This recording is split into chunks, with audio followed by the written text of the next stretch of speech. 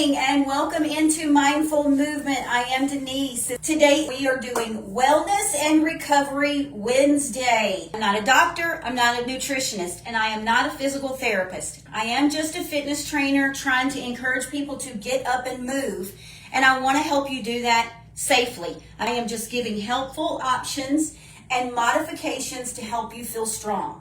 Today's subject, it's going to be a mouthful. Get ready.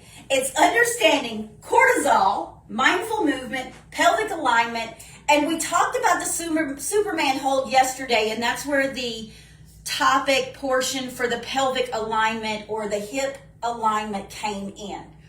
So, told you it was a mouthful. Wanted to go ahead and finish my coffee.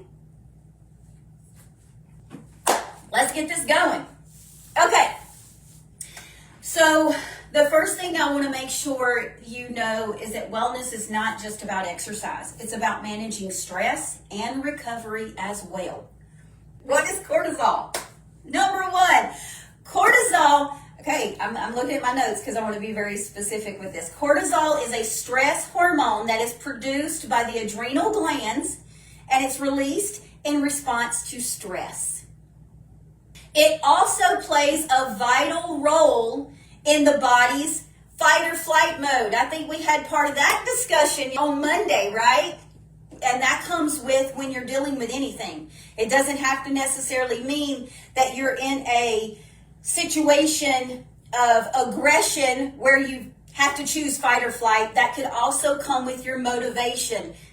Right? We talked about that the other day of what motivates you when you get into a situation and you're limited in some way or you have an injury.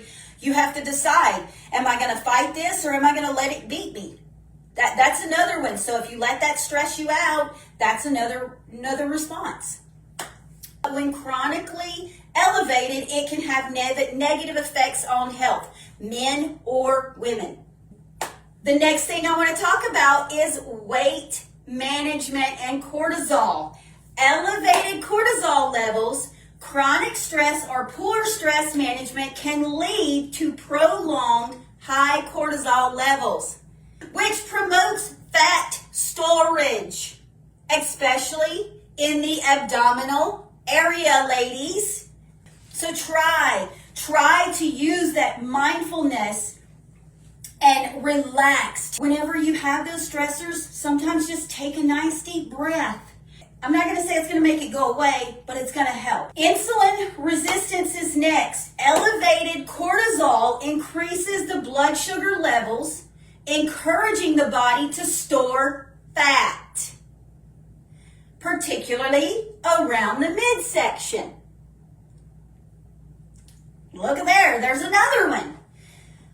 Hormone changes during menopause. Women, this reduces the estrogen, where the fat storage affects the cortisol, making it harder to manage your weight. Now, I want to talk about how stress impacts your metabolism. It affects it by increased appetite. The cortisol impacts your hunger regulating hormones, often causing cravings for high-calorie foods. That's when we get those junk food cravings. All right, mindful movement to manage your cortisol levels. Walking. If you take just a relaxing, gentle walk, it's low-impact exercise that helps reduce those cortisol levels, and it improves your mood by releasing those endorphins. Number one. So for my tip for you, if you're a beginner, you want to only start with like 10 or 15 minutes and slowly work your way up. Remembering when you're doing these walks, you want to breathe. You want to keep it nice and steady breathing and keep you a nice steady pace. Stretching. You can do light stretching. It helps relax those tense muscles and activate the nervous system. So you have two things right there, walking and stretching. Yoga, Tai Chi, those are different things that you can do to help relax. It's slow, deliberate movements combined with deep breathing and it helps lower those cortisol levels. The one thing that you have to remember about stress management is lowering your cortisol levels through those mindful movements. So just kind of be mindful of what you do. Like I said before, it's not that you're going to be able to control it all the time. But if you're more mindful about it, you start to recognize it a little bit more. We all have stress at some points, but then there's sometimes in our life that our stress levels are even more. And so then that just kind of adds into the whole cortisol and weight gain and all of that, especially in women. I say it's a marathon, not a sprint. But the results you're going to feel good about. Have patience, that's right. And thank you. Yeah, it is about give yourself grace. I will say that I am a prime example. If there's something not going right, be patient. Sometimes you need to stop, think again, and readjust. It's not always a simple thing. And I am definitely one right there. I'm not very patient, especially when it comes to me. I have high expectations of myself. And I will say these last couple of years, I've had 4 surgeries. I had 4 surgeries in a year. And I was not happy. I was mad at myself because I wasn't progressing like I wanted to.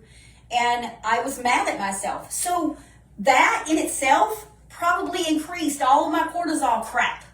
So then it made me gain weight. And it made me feel like I was losing muscle. And it made me, all those things. So then it created stress.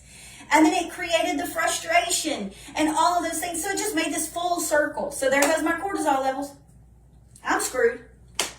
I'm just kidding. But that was a long way to say it. Be patient. I'm not.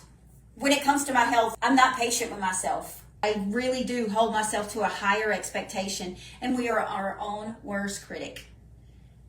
I could look at somebody else and be like, you got this. You have got this. But then I look at myself and I'm like, get it done. You got to do better. And we've been going for an hour this morning. Oh my gosh, y'all are so great. Thank y'all for being in here. Remember, this is your journey. Embrace it. Thank you all for joining in today. I hope you have a wonderful Wednesday, and I will see you tomorrow. Y'all have a good day.